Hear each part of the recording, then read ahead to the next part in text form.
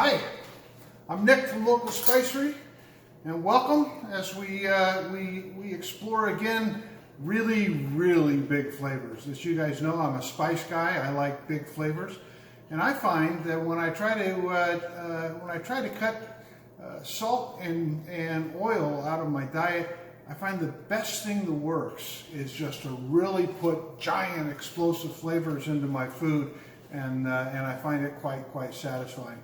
And what we're going to be going over today is going to be no different. Today we're going to be talking about a recipe that comes from Central Mexico. It is very traditional. For those of you that don't know, before I became a Spicerer and various other careers I've had, I started out actually as a pre-Columbian archaeologist. Graduated with degrees in anthropology and geology, and left the country for Central America, where I spent time in some of the most remote locations in Central America, eating the food and living with the people. And I learned an awful lot. Today's dish is called adobada. And adobada, it's an interesting word. It's a fun word, adobada. We've all heard the word adobe. Everybody's probably bought chipotle in adobe sauce, or adobo. I'm sorry, not adobe, adobo, or used adobo seasoning from the Philippines. But the word adobo just means a marinade. And adobada means that whatever it is you're cooking has been marinated. So it just means marinated. It can be used for almost anything. Traditionally, and most people, when they think about adobada, they think of it as something that's used on meats, primarily pork. But, for those of you that have been paying attention, have been listening to me, my contention is that most traditional dishes started out as peasant food, and peasants all across the globe did not have access to meat, and so we find the ability to take these wonderful recipes that we ruin by putting them on meats today and put them on lovely vegetables, and they're quite delicious. The adobada is a marinade comprised completely of chilies. And for a lot of you, this may be the first time that you worked with dry chilies. For me, it was kind of a hurdle to get over the first time, because every time I saw dried chilies, I thought, oh my God, they're going to be so hot. But we're working with chilies that are all primarily sweet, a little bit of heat. It's really not bad, and I'm going to show you a secret on how to cut the heat when you clean the chilies. Our blend of chilies today, we're gonna be using these, they're called California chilies. California chilies, it's you've all bought Anaheim chilies, the green Anaheim chilies in the jar. This is an Anaheim chili that has been allowed to ripen all the way to red. It's then harvested and dried, and they call it a California chili. You can buy it on our website. We call them sweet Anaheims, because that's really what they are. They come from Anaheim, California, and I love them, probably one of my very favorite chilies, because they have both a rich umami complexity, but they're still really sweet and tangy. I just love those flavors, and I love them together. So we have 4 California or sweet Anaheim chilies. The next one is one of the mainstays, one of what they call the holy trinity of chilies for Oaxacan cooking. These are guajillo. The guajillo, it looks quite a bit like the Anaheims, but it's a little bit darker. If you were holding them in your hand, you'd feel that the guajillos have a thicker, kind of a leathery skin. Guajillos carry a little bit of heat, not a lot. I would say, maybe moderate to medium on the guajillos. The Californias have next to none. And the last one, which is also part of the Holy Trinity. So the Holy Trinity in chilies, if you're trying to cook Oaxacan cooking, it's the guajillo, it's the ancho, and it's pasilla negro. Sometimes if you're looking for ancho fresh in the grocery store. They'll call them pasilla because it's actually, pasilla ancho, but these are the ancho chilies. And again, anchos, it's a sweet, it's a kind of a dark, rich, very strong umami, slightly bitter flavor. And so, we juxtapose the bitter and the sweet and the complex umami with a little bit of heat, and we build this huge wall of flavor, and it's just amazing. Adobada likes to be a little bit sweet, and most recipes will have you add sugar. We're going to be using some dates. I've got some great fresh Mejdoul dates. I've got 3 of them here. And the other thing we're going to do is to add some sweetness. I'm going to use some bay leaf. Bay leaf and cinnamon are both very, very sweet spices. You can use them just as an infusion, and then you pull them out, and they just leave the essence. Aromatic sweetness is wonderful. It has absolutely no calories, and it does so much for our perception of what is sweet and what is good. So how do we work with these dry chilies? So the first thing that I do, I always, there are a couple of ways to do it. Some people will soak them first, and then they'll pull them apart and clean them and de-seed them. I like to de-stem them and de-seed them dry. I think you can do a better job of it that way, and then I soak them. Now, one of the tricks that I want to show you, and I'm going to bring this right up to the camera. A lot of people talk to me, they're worried about getting too much heat, and is there a way to reduce the heat? A lot of people will tell you that the seeds in a chili carry all the heat, so just remove the seeds, but that's not enough, because it's really not the seeds that have the heat. The seeds themselves have almost no heat, but if you look inside here, that the seeds are clinging to these membranes. They look like threads, and it's those membranes that you have to get out. You see these threads. I'm going to pull them out. So when I pull them out, I split them open, I pull these threads out, I shake the seeds, and I look just to make sure that I've got, here's a little bit over here. You can see this right here, this membrane. I'm going to peel that right back. You do that, and you end up with a much, much sweeter, richer chili. So to make the adobada, you want to clean out all of these chilies. You want to get the membranes, you want to get the seeds out, and then you want to tear them into chunks. I think, just about a 1 by 1 inch square chunk like that. And you tear up all of these chilies dry. And then the fun begins. If you've ever been to anywhere in rural Central America and sat in a kitchen, the primary implement used for cooking is not a stove. It's just a steel plate that's put over a fire. What they would do is they would take these chunks of chili, and they would put them just directly on that steel plate, and they would throw them down. And this is just to toast the chilies. And you want to just put them on extremely high heat. For that reason, I'll always use either an enamel or a cast iron pan. And completely dry, I get it up to a very high heat. I throw the chilies in, and I'll toss them fairly frequently, but you want the chilies to get hot enough that they start to sweat and then smoke. And maybe blister a little, but you don't want them to burn. If they're starting to burn and to really, really change color, brown is good, but when they start turning black, you've gone too far, and back it off and pull it out. So the next step in the process of preparing the chilies, you've got them then completely toasted. I put them in a flat, shallow pan, and I pour boiling water on top of them. In this case, we're going to use this number of chilies and 2 cups of boiling water. Now, I also like to add my aromatics at this point. I'll put a bay leaf or 2 in that water. And I also am going to put the dates in. And what I do is, just with your hand, you can split the date, you can pull the stone out, and then add the dates into the water with the chilies, so that way your dates are getting nice and soft, and everything gets nice and soft, because what you're going to be doing is pureeing to create a marinade. So I've prepped it already. I'll show you what it looks like. This is already quite done and ready to go because we want to move quickly here.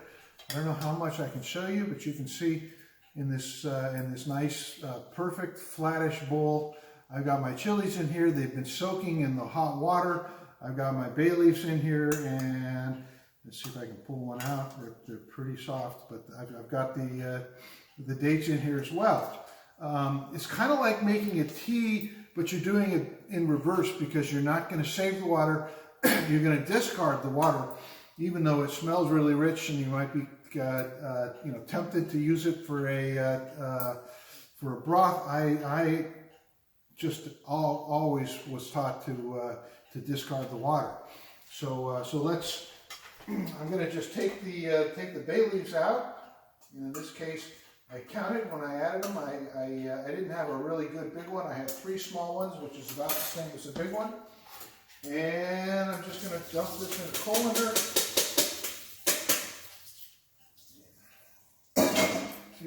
to let it drain just a little bit.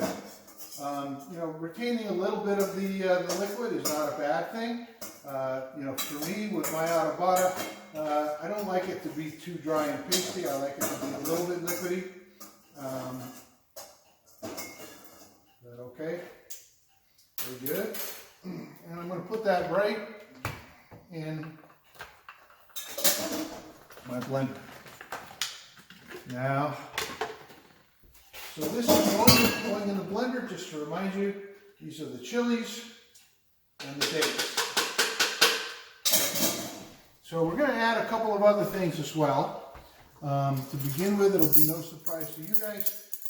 Just to add richness and some umami, I'm going to put a teaspoon or 2, maybe just a really heavy teaspoon of our bada bean bouillon. It's just a dried vegetable powder. It fills out the umami core. It makes it so much more satisfying and complex. It impacts everything for me. Oh, one more thing. When you're done toasting the chilies, I'll usually throw some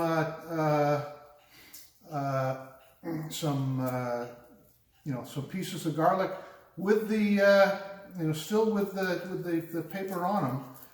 Just throw them on the high heat and toss them for about 5 or 10 minutes. You can see I throw them on just to the point where they start to char, and then pull them off. You could also, if you are a frequent, if you frequently roast garlic, this is basically just a roasted garlic, but we're trying to soften the flavor just a little bit.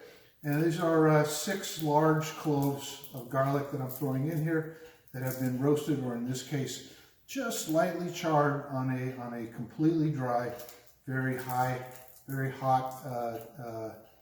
sheet of metal, or in this case a frying pan. So we're also going to put our spices in, and I always like to talk a little bit about what I choose for the profile of the spices. And then this is no secret, it's really kind of my basic go-to blend of flavors for Central American dishes. We're going to put in some cumin, we're going to put in some rub sage, and some Mexican oregano. You can use, there's no reason not to use, just regular oregano, which we also call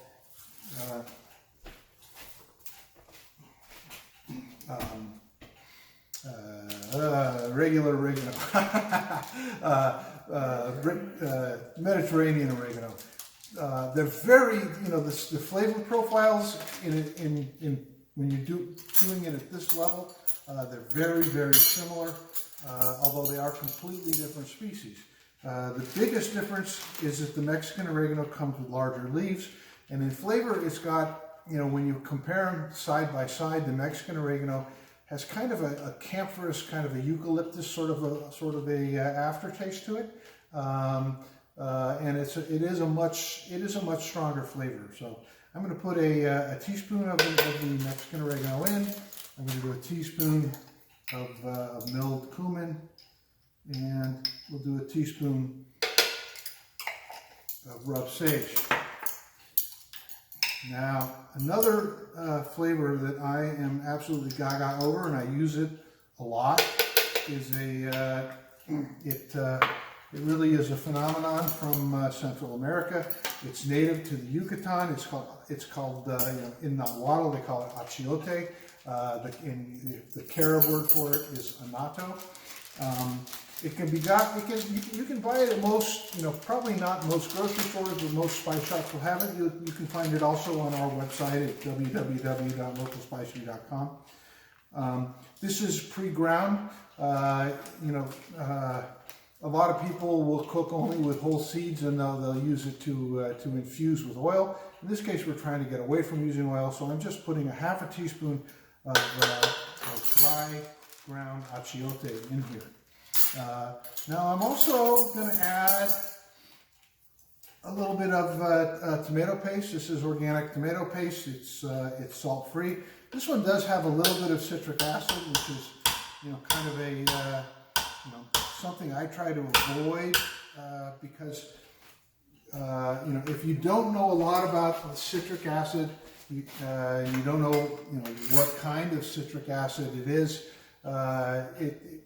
It can sound unpleasant. Most citric acid is not really an organic produced product. It's produced in laboratories, and it's created from black mold. The more expensive citric acids, most of them are made either domestically here in the United States or in Europe. Ours comes, what we sell at Local Spicery comes from Belgium, and it's made from sugar cane, and it is a completely natural and organic process. Mostly when you just see citric acid on a label, it is the process. It's from China, made from black mold. Really nothing wrong with it. I just don't like the sound of it, don't like the feel of it. Now also, Adobada, because it's a marinade, you want to get some acid in it. In this case, I'm using some cider vinegar. I'm going to put a little bit more than a quarter cup. So we'll put a quarter cup and let's say 2 tablespoons. And if that's not enough, we'll thin it out either with some more vinegar, or we might use some lime juice. But at this point, when you start running it through the blender, you're looking for a consistency that you can use as your marinade. By the way, what are we going to marinate? Well, today we're going to marinate some sweet potatoes. I love sweet potatoes. When I was growing up, it was kind of a thing I shared with my mom. No one else in the family really enjoyed them. But what I like about sweet potatoes is, in this case, you can make a marinade that's not itself intrinsically that sweet. It's actually kind of slightly bitter, intensely rich and powerful, but a little bit sour. But it plays so nicely with the sweet from the potatoes. It's just amazing. And if you compare in Central America, when you go to the better Central American restaurants, this is not for making your typical, school cafeteria taco meat. This is to make something that's really going to be kind of extraordinary, that's going to pop out. We're going to put it in a bowl, but you can put it on just about anything you want. So I've got that all in the blender. I'm just going to blend it. You want to blend this down till it's really, really nice and smooth.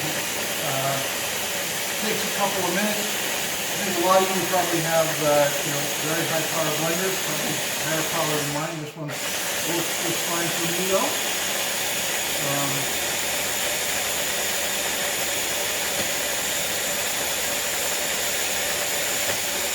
Let's see if I can find my rubber spatula here.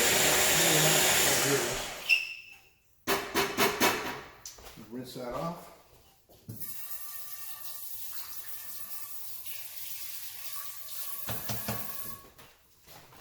It's just, when you run it in the blender, it climbs up the sides a little bit.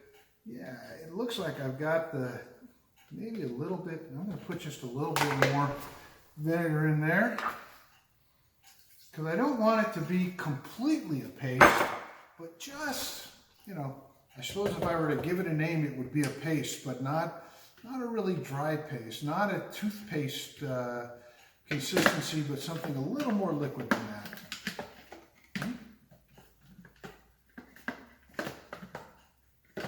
Here we go.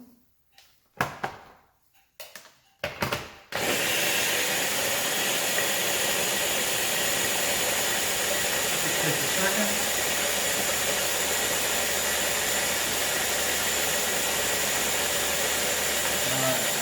It's already, you need to tell by the feel on the hand when it's getting nice and smooth. And that, my friends, that is your Adobada. And I'll show you, it is beautiful. It's got this lovely, lovely red color to it. It comes out, you can see it's a little bit more liquid than toothpaste.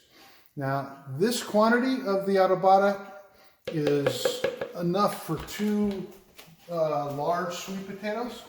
And what we like to do is we'll partially roast our sweet potatoes. We'll just clean them in the sink, put them in the oven 400 degrees for 35 minutes. You want to pull them before, you want to just start to feel them give when you squeeze them with your hand. You don't want to cook them all the way through because you want to have enough consistency to them that you can slice them and they hold together. So the sweet potatoes that I use for this dish, we partially cooked them in the oven. I peeled the skin off of it and then cut it into about 3/4 inch, maybe 1 inch chunks.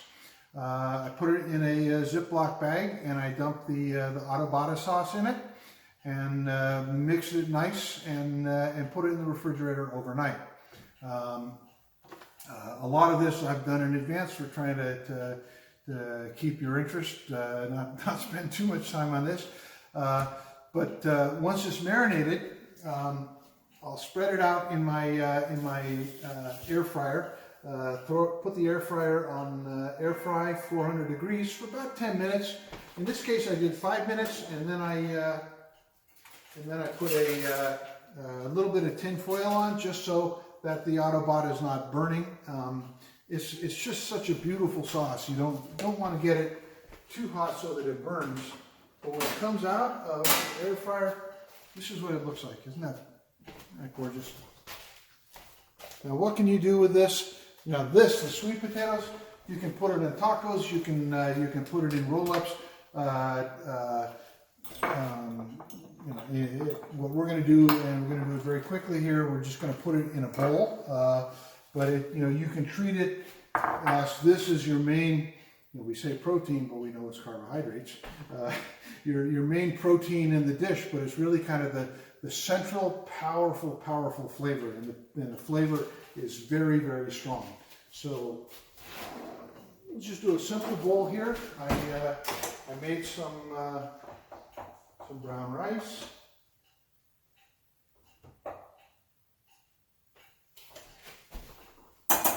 And some black beans. Now, black beans, I'll tell you guys my secret. Black beans, you can just open the can and cook them. We always like to add something to make it, to make the flavor profile the way we like it. For me, when I'm making beans and I'm pushing them in a Central American direction, I use the same flavorings that I put in the Adobada. Generally, it's equal quantities: cumin, rub sage, and oregano. If I want a little bit more flavor in it, I'll throw some minced garlic in, which I did in this case, that's what I do. So let's throw some greens on this. I've got some arugula that we cleaned. This is lovely baby arugula that came from the grocery store. It's got a it's a lot more tender than the grown-up stuff. So put some arugula on, and let's just throw some of these little nuggets on. Now, a couple of things I want to just some housekeeping here. to get the recipe for this. It will be loaded up on our website, www.localspicery.com. We load our recipes up on the blog site, so scroll down to the bottom of the page and click into the blog and you'll find the recipe. That recipe will be loaded up on Monday, which is January 17th. And also, if any of you guys are interested, send me an email at nick@localspicery.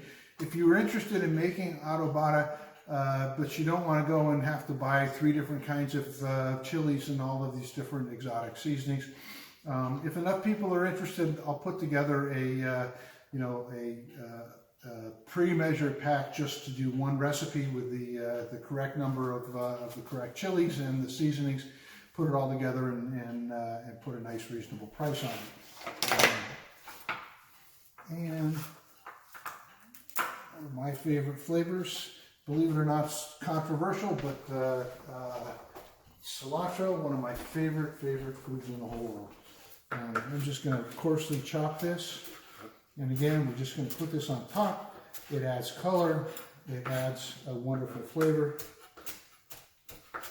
There we go. Voila. And I'm just going to squeeze a little bit of lime juice on the top and we'll call it good. And let's do this for some garnish here.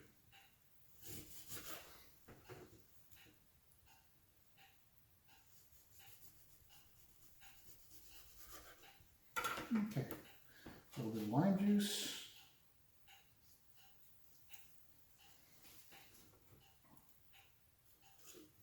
A little bit of lime garnish. I'll bring it up. This is it, the grand presentation. Isn't that beautiful? This is our dinner tonight. If you remember, get the recipe, go to www.localspicery.com after January 17th. It'll be up there. Send me a quick email to nick@localspicery.com if you're interested in getting a flavoring pack to make adobada. It's one of my absolute favorite flavors in the entire world. You'll find that it hits all the right tones. Just, you know, if you look at a map of where the flavors are detected in the mouth, you'll find that sour and hot, meaning spicy, are both in the same area where you find salt. So you pull salt out of your diet and you can compensate with sour and you can compensate by heat. In this case, you're getting a little bit of everything and it's just exquisite. Hope you enjoyed this meal. Look forward to seeing you all next month, second Friday of the month. And thank you so much, and thank you, Chef AJ. Sorry I couldn't be there in person today. Have a nice day, everybody.